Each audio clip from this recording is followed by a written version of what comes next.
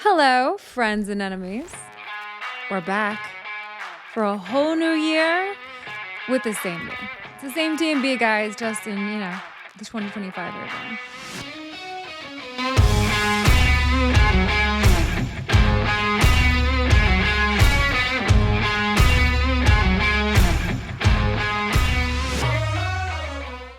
Welcome to 2025.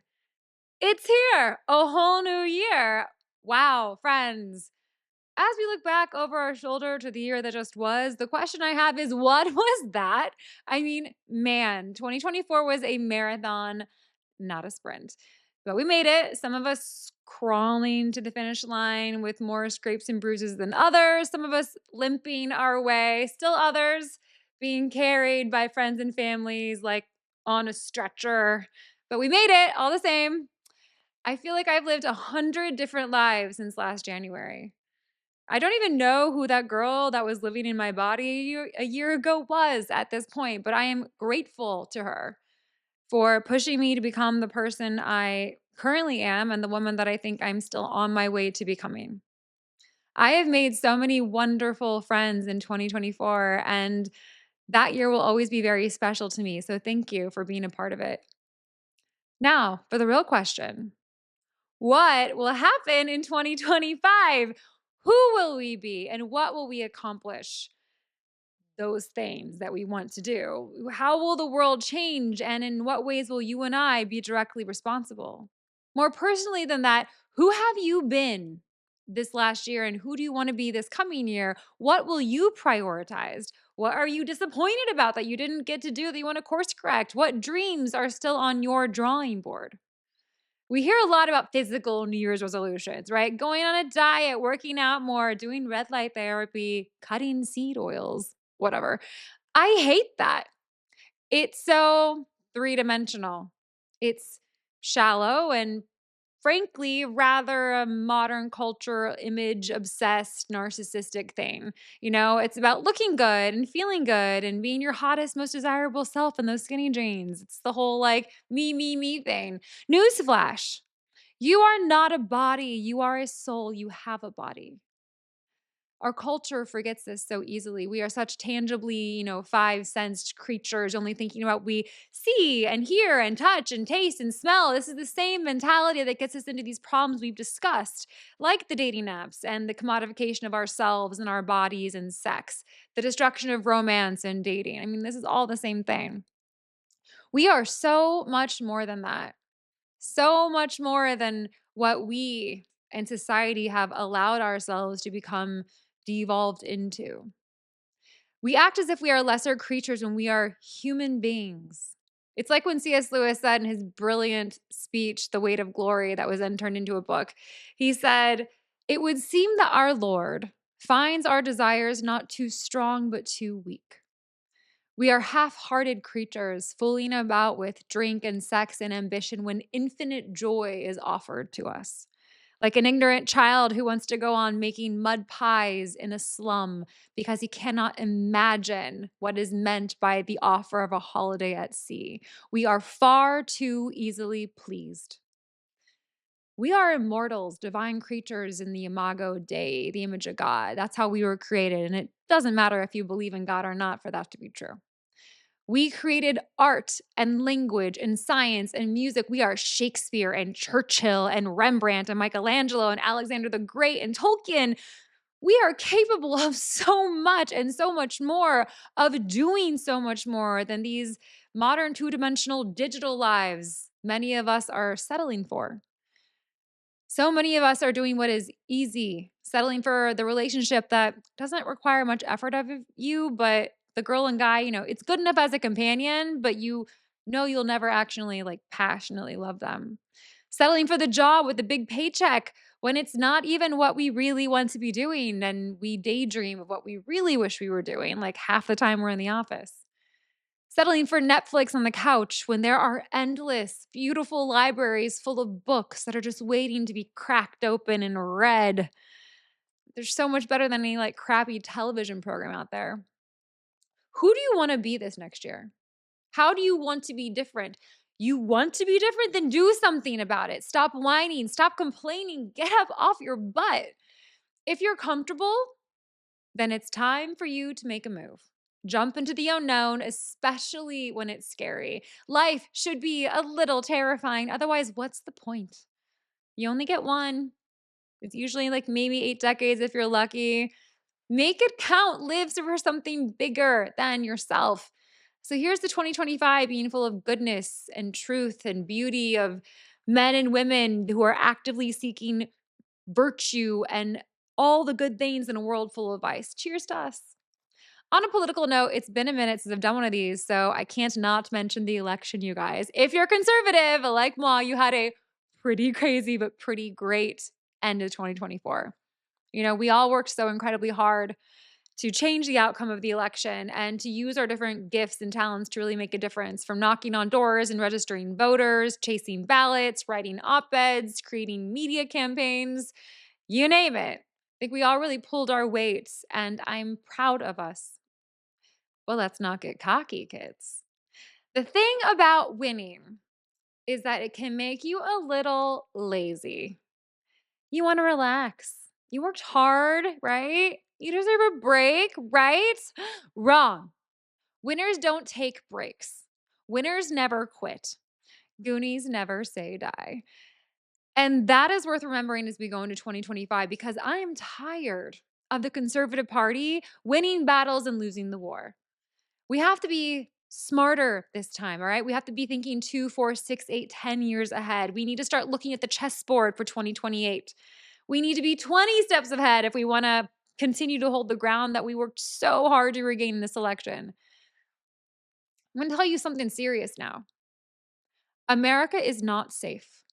She is still out in the open waters of the ideological wars, and our political nation-state opponent sharks are circling. China is still a real threat. The Middle East is still a problem. Putin is still being Putin. And as of just a day ago, radical Islamic terrorism is alive and well in America. This should concern all of us.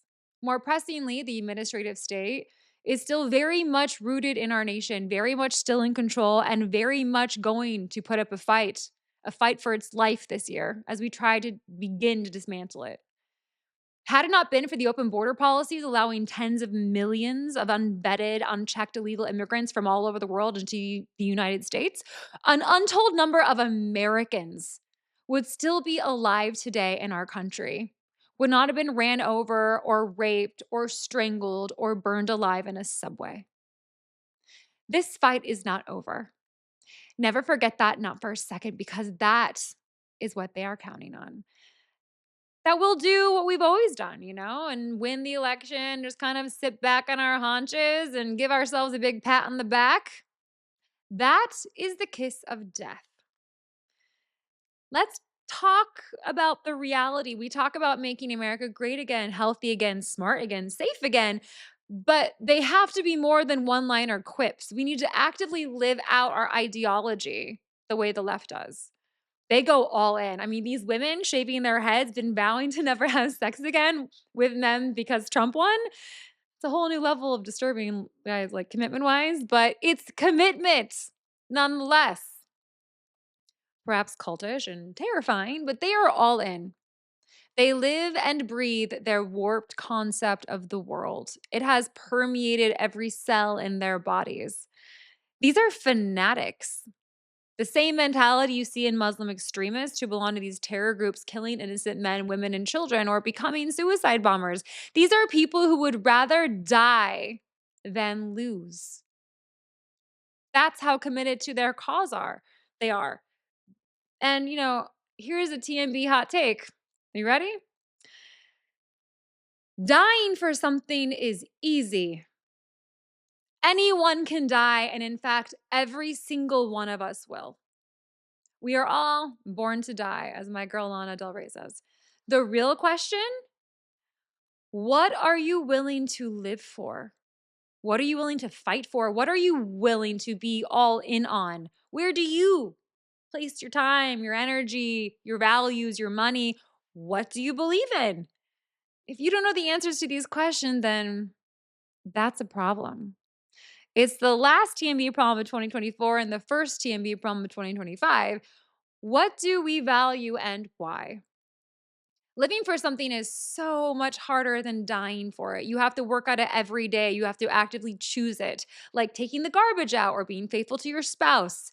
It is an active choice that we, broken, fallible, corruptible humans, have to work at.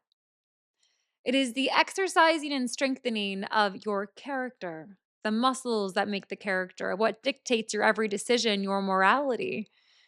And that is so much harder than making a New Year's resolution to go to the gym 3 times a week or do a dry January. Character is formed. It is not given. We aren't born with it. It can't be gifted, can't be given away. It must be forged and molded. It is shaped by you and those around you, the small decisions you make, even more than the large. It's the little things. It's the little things that really, really matter. So, looking back at 2024, consider these questions. Who have you been in secret, behind closed doors when no one else can see? What have you done in the darkness? What shape do you take in the shadows? Are you proud of that person or do you want to change? I think 2025 is all about light. After all, sunlight is the best disinfectant. And in light, evil has no darkness to hide within, right? Whether that's personally dealing with struggles, addictions, weaknesses, whatever's going on behind the closed door of your home, or whether that's nationally bringing light to the American government and destroying the administrative deep, dark state by shining spotlights on corruption and how decades of unfettered bureaucracy has robbed and hurt the American people. If we do that, we'll begin to see this trickle down effect that will unquestionably impact every area of our lives. We can bring light to cultural issues like sex and dating. And the reality is something like pornography or abortion. I mean, even architecture compared to like the warped propaganda of feminism or casual sex or whatever's been shoved down our throats. Same with health, immigration, big pharma, education, globalism, you name it.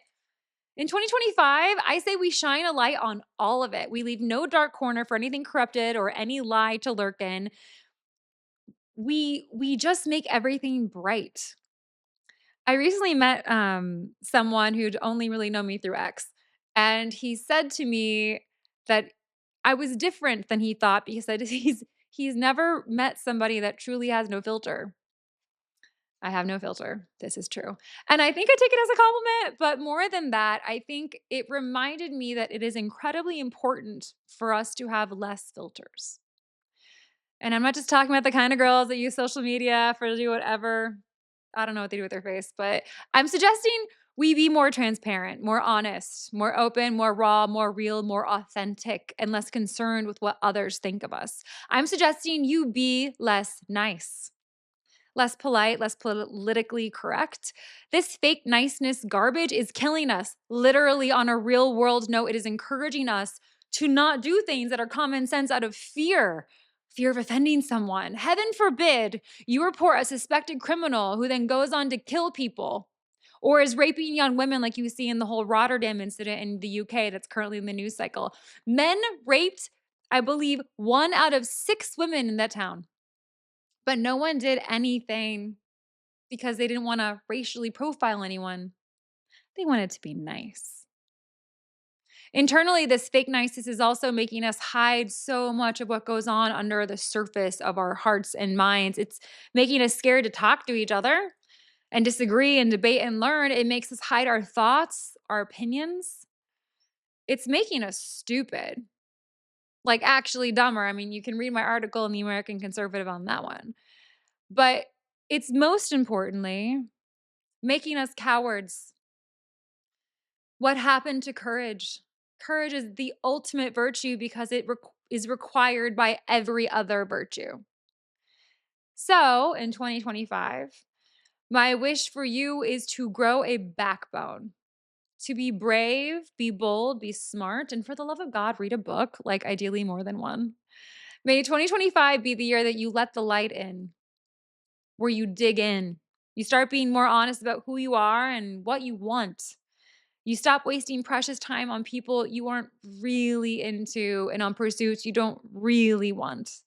Stop chasing your tail and start not just chasing your dreams, but bigger things. Chase virtue, chase truth, chase grit. Have a little gumption. Do something hard. Do something you don't want to do because you know it's good for you. That's how you change your stars. That's how you grow character. As I always say, go big or die trying, but never go home. Home's for quitters, and quitting is not a TMB problem. It's like Galaxy Quest, that movie. Never give up, never surrender. And yes, I'm a sci-fi nerd. I may or may not be a huge Trekkie. Don't tell anyone. No, my nerd flag flies real high. But I can promise you one thing about 2025, and it's that I'm not going to change or give up on myself, on you, on America, on conservatism, on the church, on the media, on the world. I'm here to fight. I'm a fighter. It's just who I am, guys. I will fight against evil, wrongdoing, vice, corruption, and injustice until my last breath. I'm going to go down like a Viking warrior queen with a sword on the battlefield. Those are the hills I'm willing to die on, but more importantly, those are the ones I'm willing to live and fight for. I'm all in on this year and every year. So friends and enemies, here we are. It's been a wild ride, and I'm so incredibly grateful to have began this journey with you this past year and for all the encouragement, messages, opportunities, and prayer. I mean, Lord knows your girl needs it because I made some poor life choices in 2024. But that's another episode. So for 2025, my TMB problems are remaining the same motto-wise. I'll be nicer if you'll be smarter. Happy New Year.